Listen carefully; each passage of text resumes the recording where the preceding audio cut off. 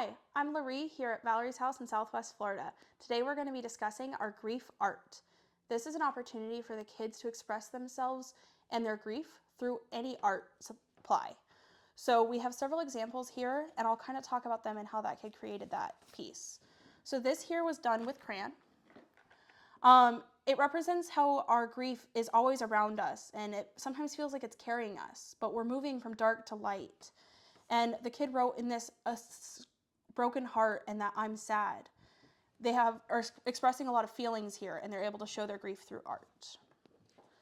All of the art will be done on pieces of paper, 8 by 11, and it's a multimedia form of art, so all things that we're using today would be available on this paper. The second tool we're going to be using, or give as an option, is markers. So this one is, I'm trapped in my head when my thoughts become too much. It becomes a question and too many thoughts circle. But my people here in the corners are always with me. We understand that kids come from all different art backgrounds, and some might look well done and some might not, and that is okay. Our pencil example is one of those well done examples. It is of a dragonfly. The person who drew this person resonated with dragonflies, and so does their grief.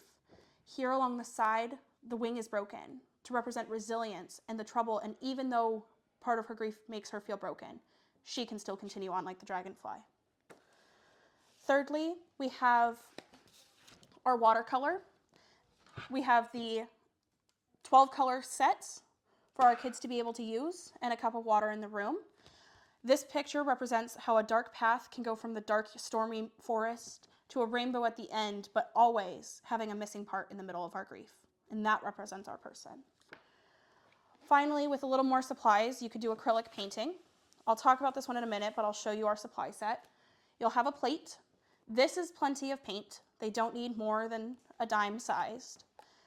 We are storing our paint in these little couple ounce containers. You just open the container, and by taking a paintbrush, you can scoop it out, plop it on the kid's plate, and they can begin to paint their painting. All paintbrushes will go in the jar of water, and the lids of these will be sealed to keep the paint fresh. Once they have their paint poured, they're able to build their picture. This kid used a little too much paint in some areas. You can see the globbiness. So I have a solution for that in a minute, but let me tell you about the picture we're looking at. The dark path here in the center makes them feel alone and isolated. But way in the horizon, you can see flowers growing and an opportunity for them to have growth and new life after their person died. So with your globby painting, you can put it in half a shirt box. This is a safe way for them to take it home. The walls prevent it from spilling paint in the cars or until it is dry. It keeps it safe.